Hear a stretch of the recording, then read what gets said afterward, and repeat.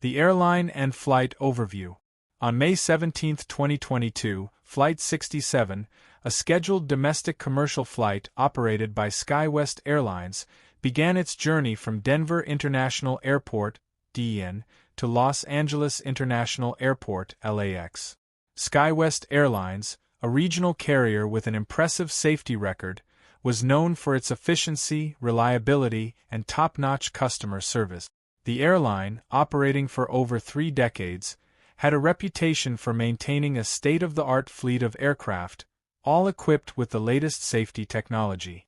The Airbus A320 that was chosen for this flight was a new addition to SkyWest's fleet, one that had undergone rigorous safety testing and maintenance before being cleared for service.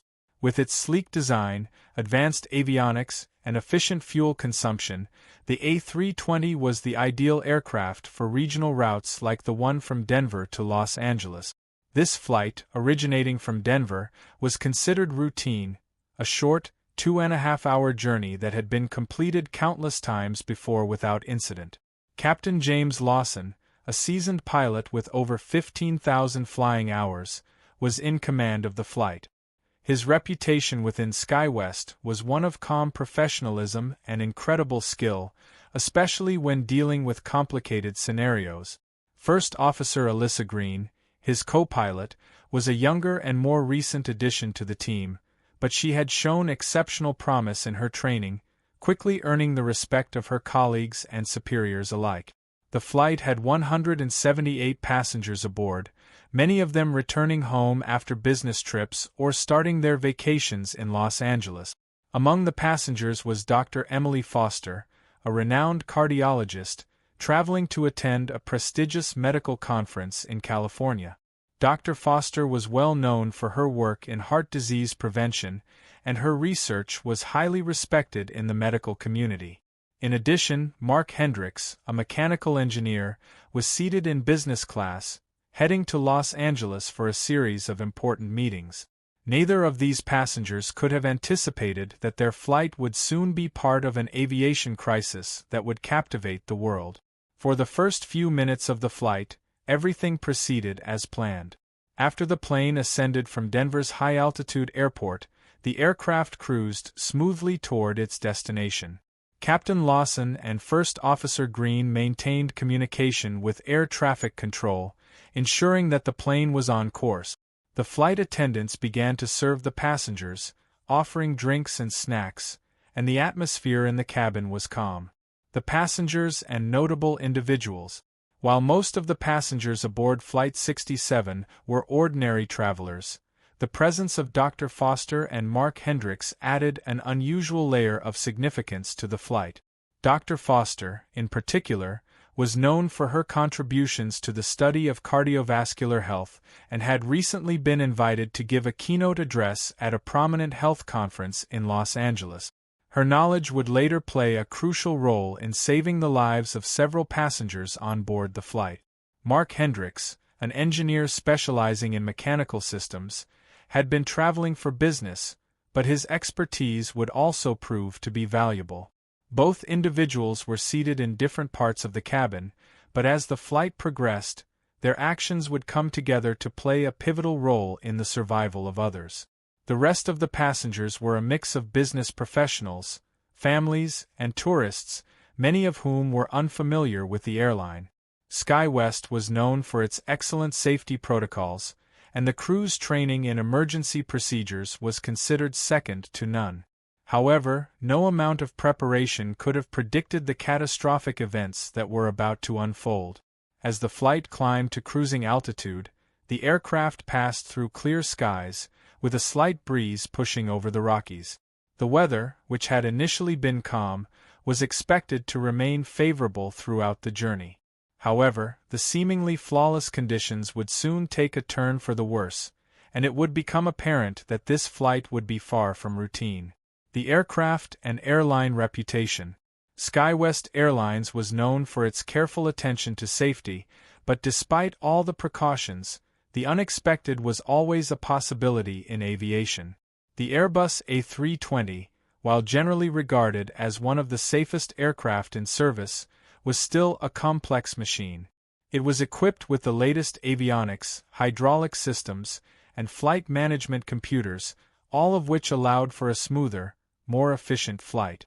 However, in rare cases, technical malfunctions could occur, and it was clear that the crew would soon face a series of challenges that they could not have foreseen. SkyWest's Flight Operations Department had long prided itself on being proactive when it came to ensuring the reliability of its fleet.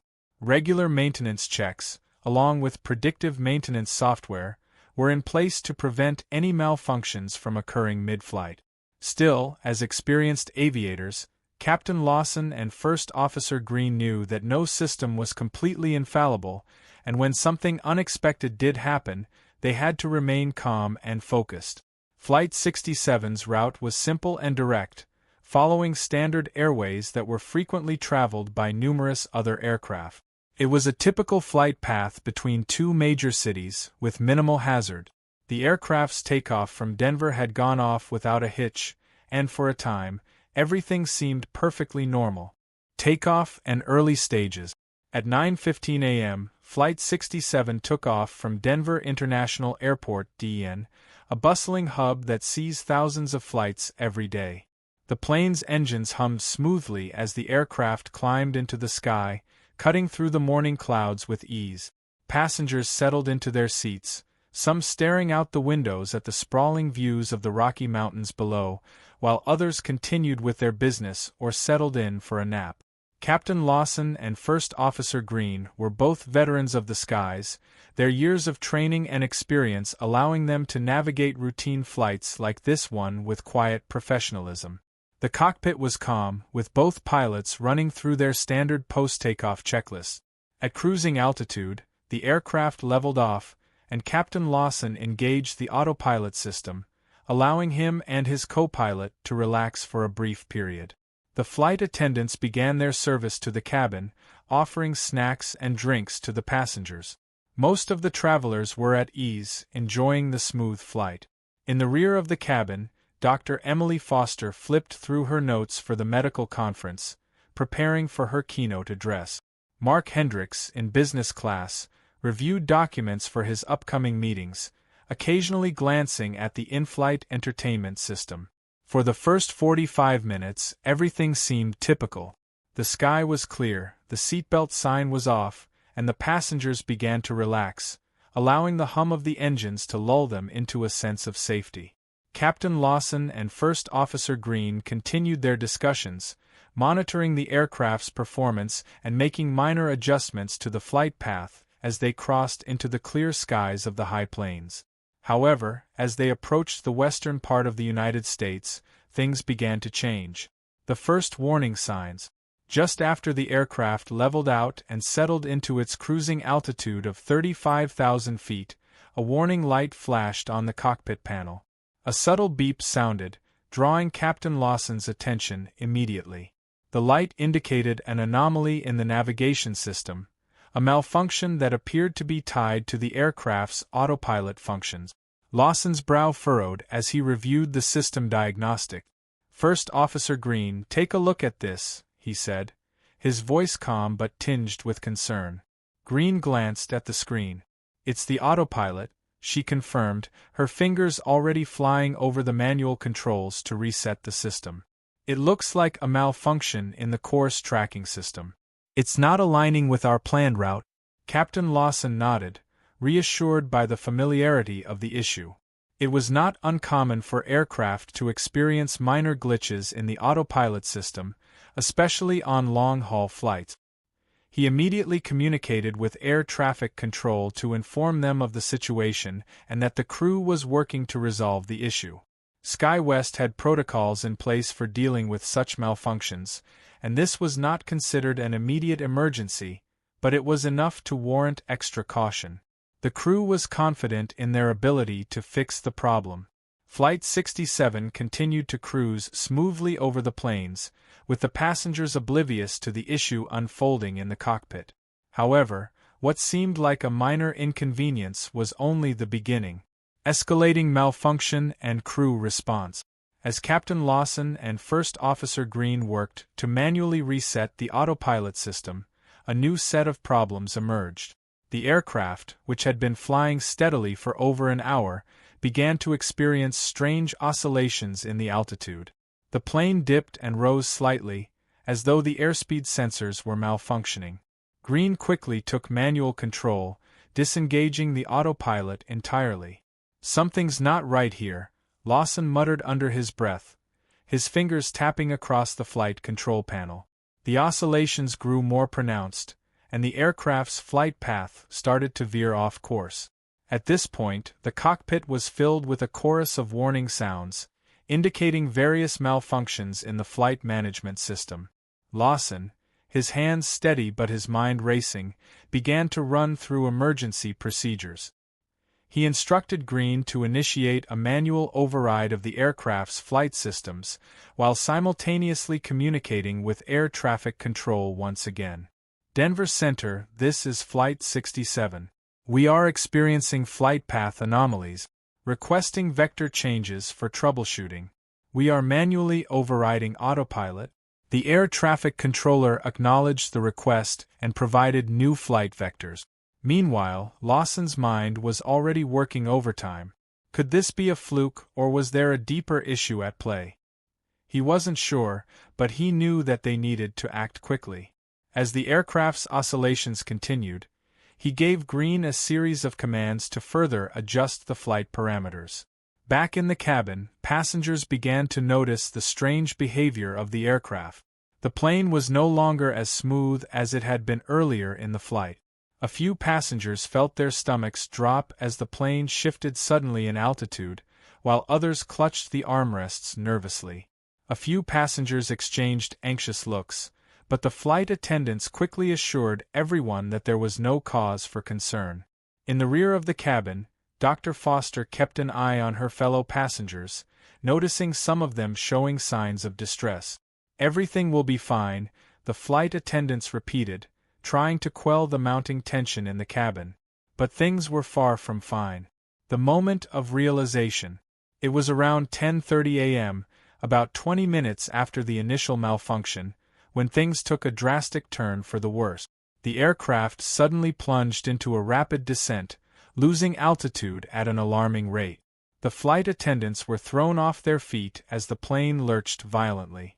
Passengers screamed, and the overhead bins rattled violently, sending unsecured items flying across the cabin.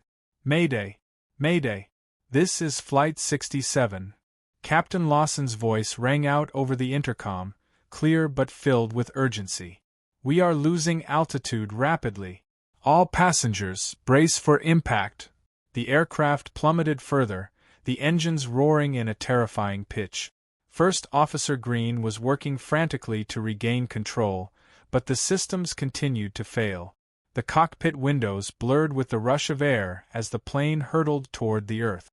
The lights in the cabin flickered, and the sudden pressure change caused many of the passengers to cry out in fear. In the midst of the chaos, Dr. Emily Foster sprang into action. She rushed to assist an elderly woman who had been knocked unconscious during the descent, using her medical training to keep the woman stable despite the violent shaking of the plane. Mark Hendricks, the engineer, was also helping other passengers, offering whatever assistance he could as the plane hurtled toward the ground. As the aircraft neared the earth, the crew's focus was solely on surviving the crash. They had no control over the aircraft's descent, but they knew they had to do everything in their power to minimize the damage. And then, in a blur of sound and motion, the plane hit the ground. The critical moments. As the plane plummeted toward the ground, every second felt like an eternity.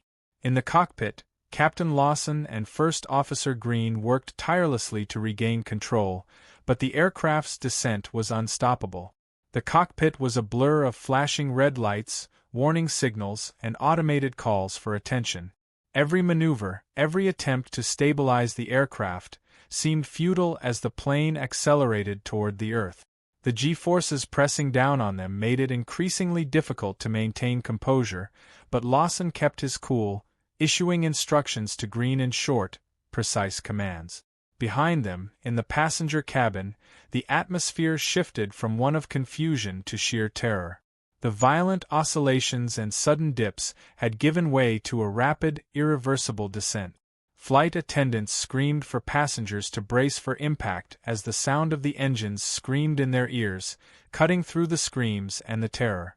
In the chaos, oxygen masks dropped from the ceiling, but many passengers were too paralyzed by fear to react. At the rear of the cabin, Dr. Emily Foster, already bracing herself for the worst, held onto her seat and tried to comfort the elderly woman she had helped earlier. Her medical instincts kicked in, and she mentally prepared herself for what she knew was coming: a crash landing. She quickly gave the woman another dose of her medication, hoping it would ease her pain in case the worst happened. The woman's eyes were wide with fear, and her hands trembled in Dr. Foster's grasp. "Stay with me, okay?" Dr. Foster whispered, her own voice trembling despite her efforts to stay calm. She tried to reassure the woman, but the sound of the plane's engines roared so loudly, it was nearly impossible to hear. Mark Hendricks, seated in business class, had already unbuckled his seatbelt. He moved into the aisle, helping another passenger who had fainted from fear. His engineering background gave him a sense of calm under pressure. He knew that when it came down to it, survival was all that mattered. Hendricks instructed several others around him to put on their seatbelts and prepare for the impact. Though there was no time for a full evacuation protocol, Hendricks tried to make sure as many people were as secure as possible in the limited moments before the crash. The tension in the cabin was palpable. Outside the windows, the horizon seemed to warp as the plane descended too quickly, the ground rushing up to meet them. The roar of the engines was deafening, and the aircraft shook violently, making it nearly impossible to keep their bearings. Passengers gripped armrests and seats as tightly as they could, some silently praying, others too terrified to speak. Then, with a deafening roar, the plane's fuselage struck the ground. The impact was jarring, a sickening thud as the fuselage scraped across the ground, sending a cloud of dirt, dust, and debris into the air.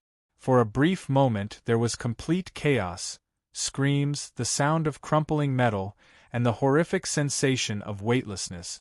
The plane seemed to tilt sideways, its body twisting and screeching as it skidded to a stop.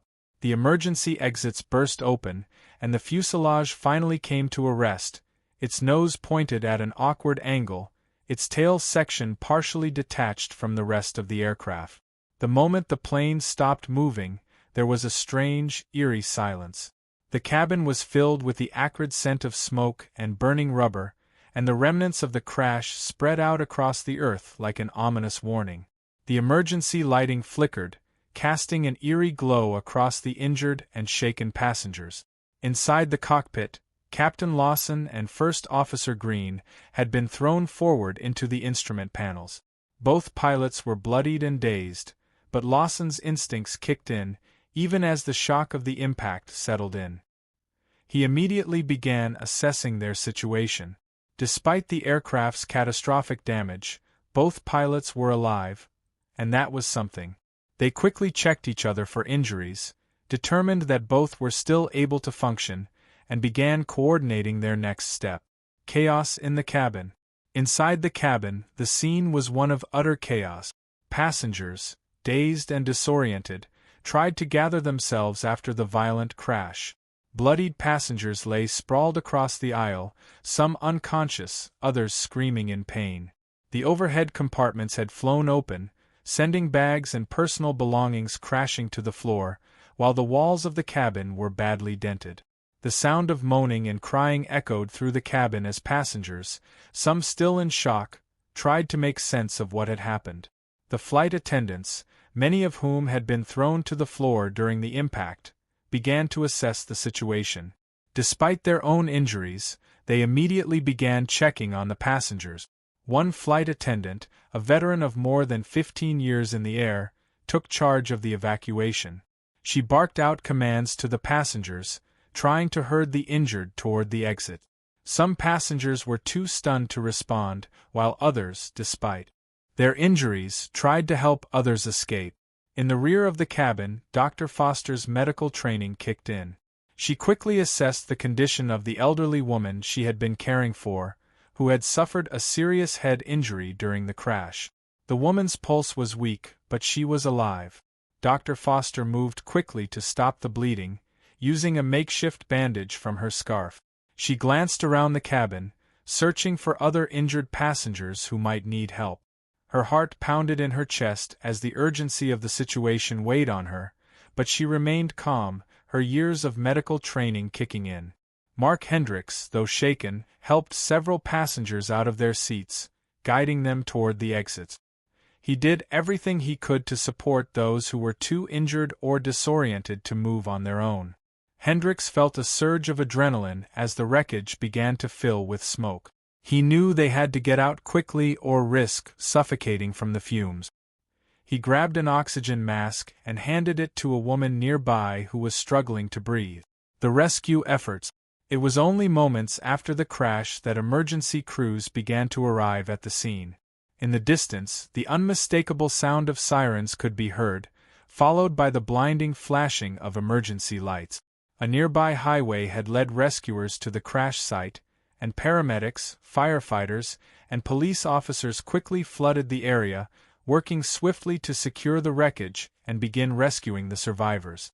Rescue teams approached the plane cautiously, assessing the structural damage and the potential for fire. With fuel leaking from the aircraft, there was a risk of explosion, but the fire department had been well prepared for such emergencies.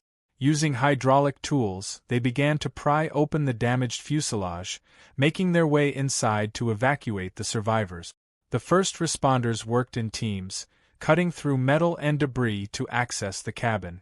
Inside the cabin, Dr. Foster and other passengers worked together to help those who were injured. It was a scene of mutual aid and chaos, as people did whatever they could to ensure that the most vulnerable passengers were safely evacuated. As the emergency doors opened, passengers who were able to move quickly exited the aircraft, some stumbling and falling in the process. Once outside, they were met by paramedics, who quickly began treating their injuries. Despite the harrowing experience, the fact that so many passengers were able to survive was nothing short of a miracle. The swift and coordinated response from the rescue teams saved countless lives that day. The official investigation. In the wake of the crash, an immediate investigation was launched by the National Transportation Safety Board (NTSB), a federal agency responsible for investigating aviation accidents in the United States. Within hours, the NTSB sent a team of investigators to the crash site, accompanied by representatives from the Federal Aviation Administration (FAA) and SkyWest Airlines. The first priority was to secure the wreckage and begin gathering evidence, while investigators worked meticulously to determine the cause of the crash. Initial reports confirmed that, despite the severity of the impact, the crew's actions, particularly Captain Lawson's efforts to control the aircraft during the final descent, had significantly minimized the damage. However, the malfunction of the aircraft's automated systems, compounded by other technical failures, played a major role in the loss of control. The investigation began by examining the black box data. The cockpit voice recorder, CVR, provided critical insights into the final moments before the crash, capturing the tense exchanges between the pilots as they scrambled to resolve the growing crisis. The flight data recorder, FDR, revealed a disturbing sequence of technical anomalies that had not been present during the pre-flight check. The investigators soon found that the aircraft's autopilot system had failed due to a malfunction in the primary flight control system, which had caused an uncontrolled loss of altitude. What had initially appeared to be a minor navigational issue escalated rapidly, as the failure of the control systems led to severe altitude fluctuations and a total loss of control. Additionally, the flight management computer had failed to properly communicate the issue, leaving the crew without critical information about the extent of the problem. Despite their extensive training, Captain Lawson and First Officer Green had been forced to deal with a malfunction that was unprecedented in its severity, and they were ultimately unable to regain full control of the aircraft before the crash occurred. The NTSB's final report revealed that a combination of technical failures, exacerbated by insufficient warning from the aircraft's onboard systems, had contributed to the disaster. The report called for several key changes in aviation safety protocols, particularly in the areas of automated flight systems and cockpit communication. Findings and contributing factors. While the investigation uncovered no evidence of foul play, human error, or gross negligence, it did reveal several contributing factors that played a role in the crash. The malfunction of the autopilot system was determined to be the primary cause, with secondary failures in the flight control systems leading to the loss of altitude. The most disturbing finding was that the aircraft's automated safety systems, designed to warn the crew of critical failures, had not functioned as expected. In particular, the aircraft's predictive maintenance system, which should have identified the malfunction during pre-flight inspections, had failed to detect the issue. This failure, along with the lack of adequate alerts in the cockpit, meant that the crew was not fully prepared for the rapidly escalating situation. Despite these challenges, the flight crew's response to the emergency was praised. The NTSB's report commended Captain Lawson for his calm under pressure, despite the overwhelming circumstances. His decision to issue a Mayday call and communicate directly with air traffic control allowed for a quicker emergency response. Additionally, the actions of First Officer Green, who assisted Lawson in troubleshooting the systems, helped to keep the flight within safe operational parameters for as long as possible. Their professionalism under such duress ultimately saved many lives. In the cabin, the efforts of Dr. Emily Foster and Mark Hendricks were also recognized as crucial to the survival of several passengers. Dr. Foster's medical expertise helped stabilize injured passengers during the crash, while Hendricks's calm leadership guided others toward the exit. Their actions were later highlighted as examples of heroism during an unprecedented emergency. Impact on aviation safety and industry. The aftermath of the crash had a lasting impact on aviation safety standards, prompting immediate changes to the way automated flight systems were monitored and maintained.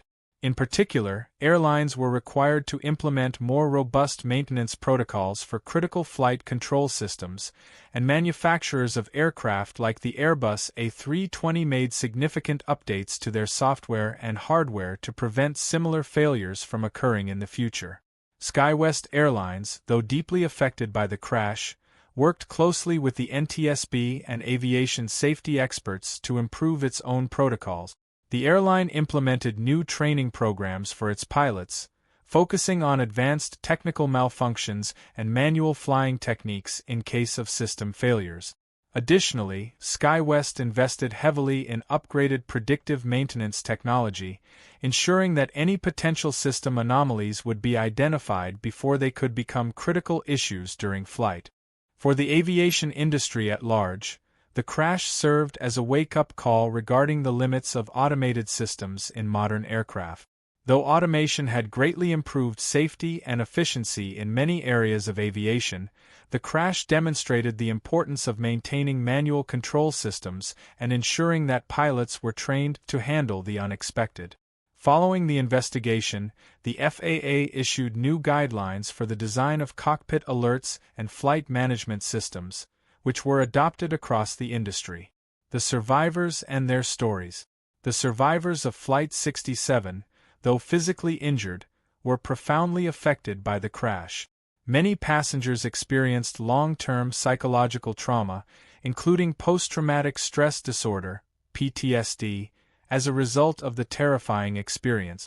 Some survivors, including Dr. Foster and Mark Hendricks, became involved in advocacy for aviation safety, sharing their stories in the hopes of preventing similar incidents in the future. Dr. Foster's experience on the flight had a particularly profound effect on her professional life. After the crash, she became an outspoken advocate for emergency medical preparedness on commercial flight. She worked with airlines and health organizations to establish better medical response protocols, ensuring that passengers with pre-existing conditions or medical emergencies would receive immediate care in case of a crisis. For Mark Hendricks, the crash led to a deeper understanding of the importance of safety and leadership in emergencies. He worked closely with SkyWest Airlines to improve crew coordination during in-flight emergencies and even led seminars for other engineers and passengers, teaching them how to stay calm and focused in moments of crisis. Legacy and lessons learned. The legacy of Flight 67 is one of resilience and determination. Despite the overwhelming challenges faced by the flight crew and passengers, the outcome was one of survival and hope. The crash served as a reminder of the unpredictable nature of aviation and the importance of human intervention in times of crisis. While the immediate aftermath was filled with pain and grief, the lessons learned from the crash helped to shape the future of aviation safety. The improvements to cockpit technology, flight crew training, and emergency response protocols ensured that the aviation industry would continue to evolve and improve in the wake of this tragic event. For the families of the victims and the survivors, the crash left an indelible mark on their lives. But in the years that followed, the memory of those who perished and the courage of those who survived became a powerful story of human strength, survival, and the unyielding drive to improve the world around them. As the years passed, the Flight 67 crash became a benchmark for safety and a constant reminder of the importance of vigilance, preparedness, and the ability to adapt when faced with the unthinkable.